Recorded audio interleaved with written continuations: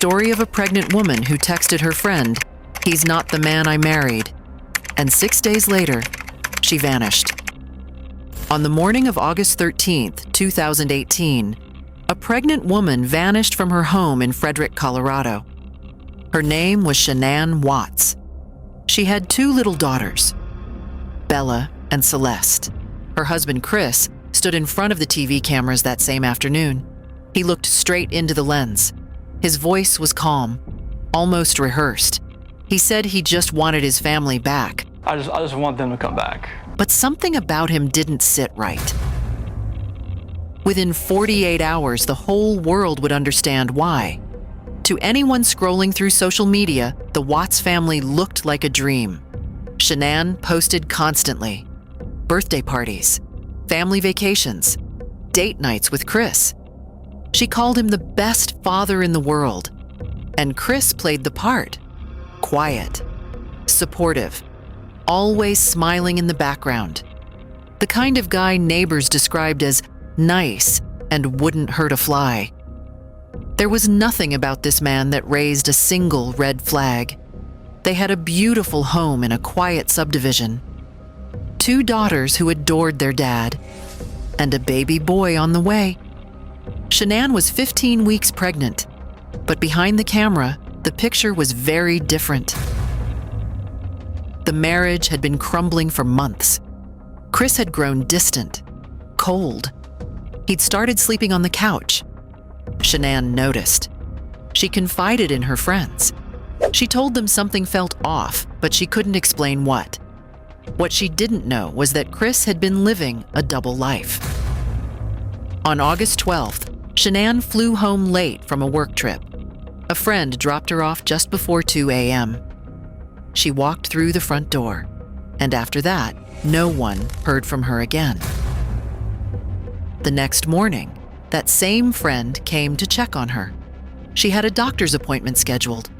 Her phone was inside, her car was in the garage, her shoes were by the door. But Shanann was gone, and so were the girls. The friend called 911. Then she called Chris.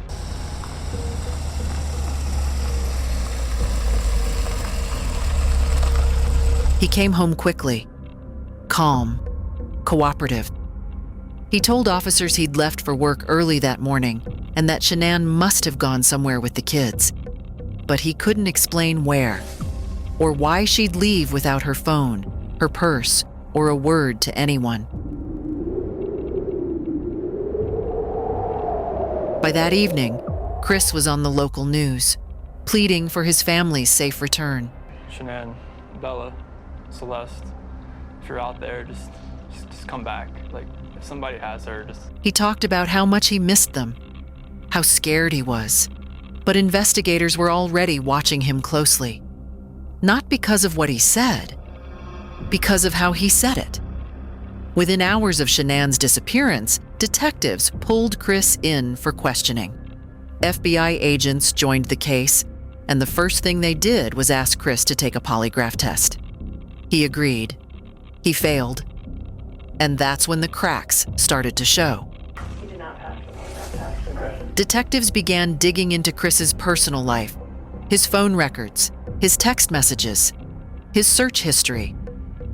What they found told a very different story than the one he'd been selling on camera. Chris had been having an affair for months with a coworker. He had told this woman he was separating from his wife, that he was about to be free, but separation wasn't part of his plan. Not the legal kind. When confronted with the polygraph results, Chris changed his story. He told investigators that Shanann had harmed the children and that he had acted in a moment of rage against her. It was a lie designed to make him the victim. Investigators didn't buy it. Not for a second. Here's what made this case cut so deep. There was no stranger, no intruder, no mystery assailant. The danger had been inside that house all along. The man Shanann trusted with her life, with her children's lives, with their unborn son. He was the one who took everything from them. Chris led investigators to a remote oil site in Roggen, Colorado, where he worked. It was there that the remains of Shanann, Bella, and Celeste were recovered. The details of how he disposed of them shocked even seasoned detectives. We won't go into the specifics here, but investigators later said it was one of the most disturbing scenes they had ever processed. What chilled people most was the body cam footage from that first police visit. It showed Chris casually chatting with a neighbor while his family was already gone. He rocked on his heels, checked his phone, acted like a man waiting for a pizza delivery. Not one whose pregnant wife and 2 daughters had just vanished. That neighbor is the one who first showed police his doorbell camera footage. It captured Chris loading his work truck that morning in a way that immediately raised suspicion. That footage would become one of the most watched pieces of evidence in true crime history. Chris Watts was arrested on August 15, 2018, just 2 days after Shanann was reported missing. He eventually confessed, not all at once. His story shifted multiple times. Each version was a little more honest than the last, but none of them ever showed genuine remorse. In November 2018, Chris pleaded guilty to multiple counts of first-degree murder. He was sentenced to 5 consecutive life terms without the possibility of parole. There was no trial, no jury, no dramatic courtroom showdown. Just a quiet plea deal made at the request of Shanann's family, who wanted to be spared a drawn-out public trial. Chris Watts is currently serving his sentence at a maximum security facility in Wisconsin. He will never be released. This case haunts people because it destroys a comforting illusion, the illusion that danger always comes from the outside, that if your home looks happy on social media, it must be happy in real life. Shanann Watts did everything right. She was a devoted mother, a hard worker, a woman who loved openly and publicly, and none of that protected her. The man next to her in every photo, the one holding the kids, the one smiling at the camera, he was the threat she never saw coming. What makes this story endure isn't the crime itself, it's the mask. The ability of one person to perform love while planning the unthinkable. Because the scariest monsters don't look like monsters. They look like the person you married. Shanann Watts was 34 years old. Bella was 4.